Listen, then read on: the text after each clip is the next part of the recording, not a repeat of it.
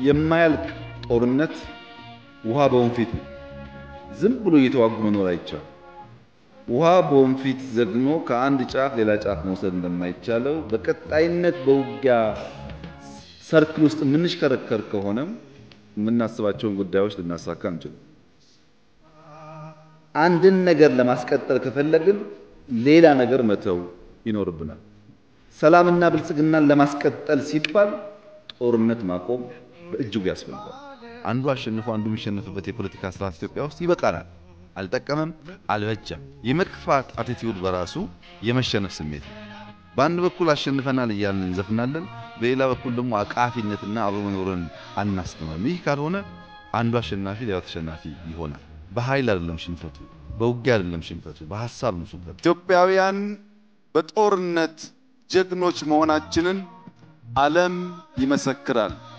በሰላም ጀግኖች ለመሆን ግን ከልብ መታረቅ ብቻ ሳይሆን የተጎዳው ሁሉ ወገኔ ነው ብለን በሙሉ ልብ በአንድነት እንድንሰራ ያጎደልነውን ያበላሸነውን ባጠረ ጊዜ እንድንሞላ ሁላችሁንም በታላቅ ትህትና ልጠይቃችሁ እፈልጋለሁ። ሰላም እንደ ጦርነት ጀግንነት ይፈልጋል። ሰላምን ማምጣት ቀላል ስራ አይደለም። በጦርነት ጊዜ በቀላሉ ሰዎች ማሰባሰብ ይቻላል። ቢዋጉም ባይዋጉም ሰዎች በድጋፍ ሊሰለፉ ይችላሉ። በሰላም ጊዜ ሎጂካሊ አሳምኖ ለሰላም መዝመት ቀላል ጉዳይ አይደለም። ሰላም ከጦርነት ያልተናነሰ ስራ፣ ትጋት ይጠይቃል። እንዲሁ በከንቱ አይመጣም። በውሃ ላይ ዳክዬ ስትዋኝ አይታችሁ ከሆነ ምንም አይነት እንቅስቃሴ ያለ አይመስልም። ሰላማዊ ጉዞ የምታደርግ ይመስለው። ነገር ግን ወደ ውስጥ ገብታችሁ ብታዩ ያንን ሰላም መሰለ ጉዞ ለመጓዝ በእግሯ በጣም በርካታ ስራ ትሰራለች። የረጋ ሰላማዊ ነገር እንዲሁ በነፃ አይመጣም፣ በስራ ነው የሚመጣው። ትጋት ስራ ይፈልጋል።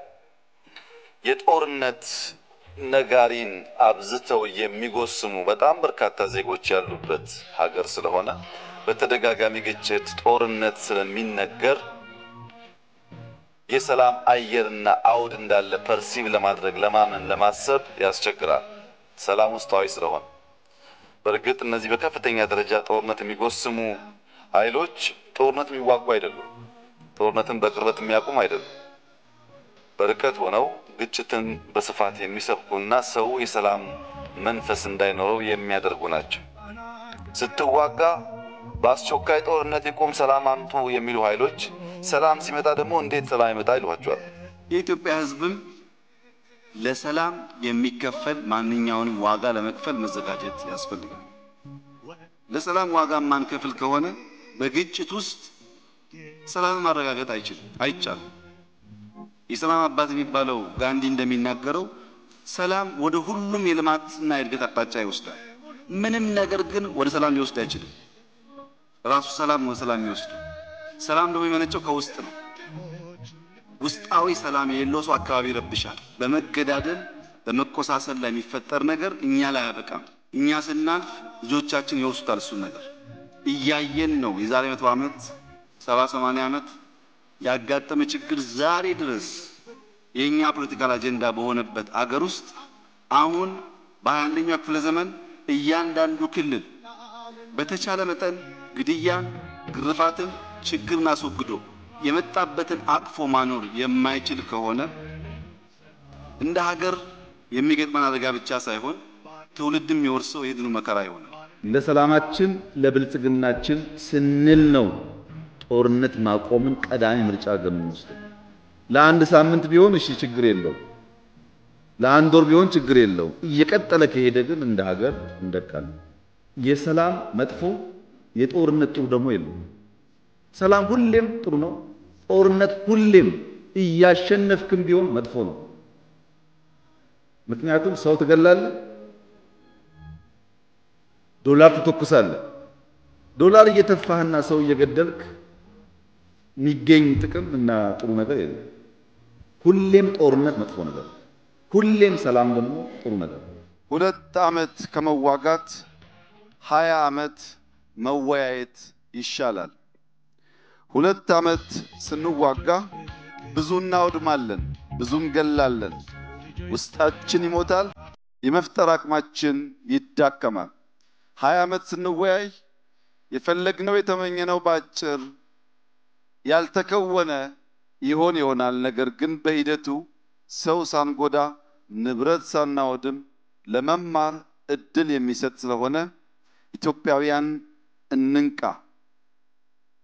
በውይይት በምክክር ችግሮቻችንን መፍታት የስልጣኔ ሀሁ እንደሆነ እንገንዘብ። ሰላምን በሚመለከት ቶክስ ሲቆም፣ ግድያ ሲቆም ወዲያውኑ የሰላም አየር ይነፍሳል ማለት አይደለም። የድህረ ግጭት አውድ ጫናል። ሰው የሞተባቸው፣ የቆሰለባቸው፣ ንብረት የወደመባቸው ሰዎች ግጭቱ የዛሬ ወርም ቢሆን ድህረ ጦርነት ድህረ ግጭት የሚያሳድረው ቁስል በቀላሉ የሚሽር የሚደርቅ ባለመሆኑ ቶሎ የሚዘነጋ አይደለም። በጥያቄዎቻችሁ ውስጥ አንሱ እንደነበረው በየቦታው በንብረትም በሰው የሚደርሰው ጉዳት ወዲያው የሚረሳ ባለመሆኑ በንጽጽር አሁን ያለው ሁኔታ ሻል ያለ ቢሆንም በአንድ ጊዜ ግን ቁስሉ ሽሮ የሰላም አየር ተንፍሰናል ብሎ ለመረጋጋት የሚያስችል አይደለም። ባህሪያዊ ነው። ከጦርነት በኋላ ወዲያው የሰላም አየር በተሟላ መንገድ ማግኘት ይከብዳል። ፍላጎታችን ሰላም፣ ፍላጎታችን ብልጽግና፣ ፍላጎታችን ሁለንተናዊ ሉዓላዊነትን ማረጋገጥ ነው። እነዛን ለማድረግ ሰላም በእጅጉ ስለሚያስፈልገን በውስጥም ሰላም በውጭም ሰላም ከሁሉ ጋር በትብብር መንፈስ አብሮ ማደግ እንፈልጋለን። ድርድርም ካለ ንግግርም ካለ ውይይትም ካለ ለኢትዮጵያ አንድነት፣ ለኢትዮጵያ እድገት፣ ለኢትዮጵያ ሰላም ብቻ ነው። ለኢትዮጵያ ሰላም አንድነትና እድገት ድርድር እንኳን አፍሪካ ውስጥ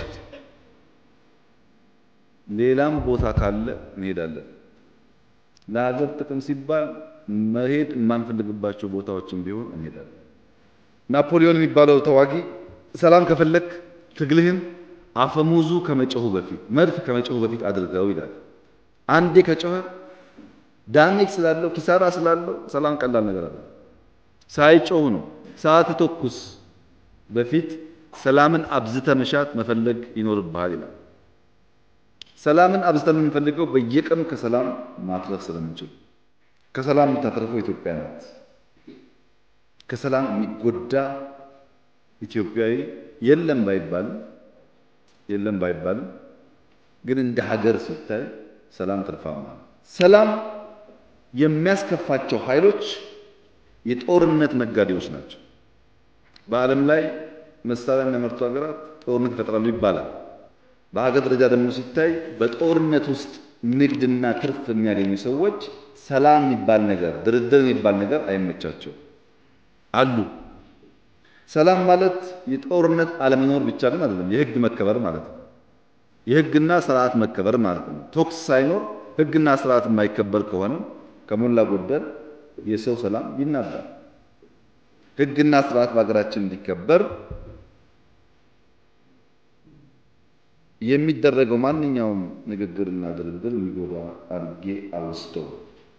ምን ጊዜም ሰላም ሲባል የአንድ ሰው ህይወት ማትረፍ ስለሆነ እኛ ቀድመን ግንባር ቀደም ሆነን ለዚያ ሰላም የምንተጋ መሆን አለብን።